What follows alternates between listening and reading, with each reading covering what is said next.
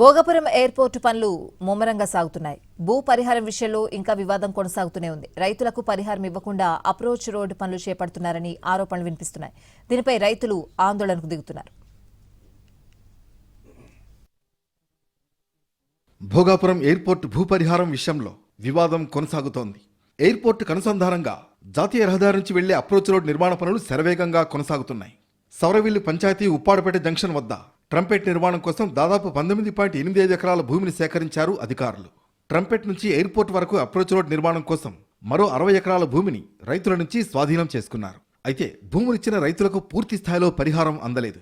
అప్పట్లో కొంతమంది రైతుల ఖాతాల్లో మాత్రమే పరిహారం జమ చేశారని, మిగతా భూ పరిహారం ల్యాండ్ అక్విజిషన్ రీహాబిలిటేషన్ అథారిటీ కోర్టులో జమ చేసినట్లు సమాచారం. ఇటీవల కొందరికి చెల్లింపులు జరిగినా ఇంకా చాలా మంది రైతులు పరిహారం కోసం ఎదురు చూస్తున్నామని చెబుతున్నారు. అభివృద్ధి అనే ఒక పేరుతో, ఐటీ పార్కులు అనే ఒక పేరుతో, డేటా సెంటర్లు అనే పేరుతో మా తరతరాలుగా వస్తున్న ఈ భూమిని మీరు అన్యాయంగా మా భూములు మీరు తీసుకుంటున్నారండి. ఈ రోజు మన పెద్దలు చెప్పారు, ఒక ఎకరమైనా మీకు ఇవ్వమని అన్నారు. ఒక ఎకరం కాదండి, ఒక గజమైనా మా భూమి మీకు ఇవ్వమని మేము ఇదే మీడియా మిత్రుల సమక్షంగా మీకు చెప్పడం జరుగుతుంది. ఈ నేపథ్యంలో అధికారులు పోలీసు సిబ్బందితో కలిసి బైరెడ్డిపాలెం అప్రోచ్ రోడ్డు పనులను ప్రారంభించేందుకు వెళ్లారు. విషయం తెలుసుకున్న రైతులు జేసీబీలకు అడ్డంగా నిలిచి నిరసన తెలిపారు. గ్రామానికి చెందిన వృద్ధ రైతు దంపతులు బైరెడ్డి అప్పల నరసయ్య, తోటమ్మ జేసీబీ తొట్టెలో కూర్చుని పనులను అడ్డుకునే ప్రయత్నం చేశారు. అయితే జేసీబీ డ్రైవర్ వాళ్ళిద్దరినీ తొట్టెతో సహా పైకి లేపి పక్కకు పెట్టడం తీవ్ర వివాదాస్పదమైంది. దాదాపు భోగాపురంలో ఉన్న వేలాది మంది రైతులు ఈ రోడ్డు పడతారు ఈ రోజు.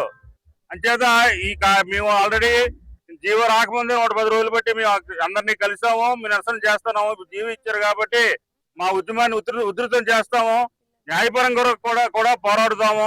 ఎట్టి పరిస్థితుల్లోని మాత్రం సెంటు భూమి కూడా ఇచ్చేది లేదని ఈ సందర్భంగా ప్రభుత్వాన్ని తెలియపరుస్తున్నాము. ప్రభుత్వం అన్నీ కూడా మా తాలూకా డిమాండ్స్ దృష్టిలో ఉంచుకొని జీవోను ఉపసంహరించాలని ప్రార్థిస్తున్నాం. జేసీబీ ఘటనపై రైతులు తీవ్ర ఆగ్రహం వ్యక్తం చేస్తున్నారు.